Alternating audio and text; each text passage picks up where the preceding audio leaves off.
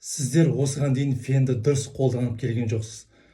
Мен қазір сіздерге фенді қалай дұрыс қолдану керек екенін үйрететін боламын. Мұқият тыңдап алыңыздар. Әсіресе қыздар, сіздер осыған дейін дұрыс пайдаланған жоқсыздар. Сіздер жаттап алыңыздар. Мінекей.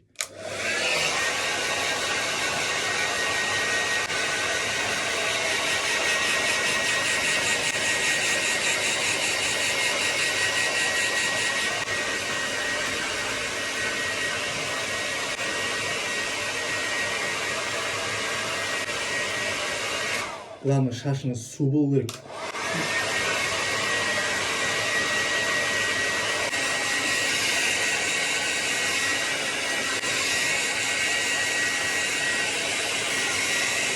Келтіріп аласыздар, мінекей.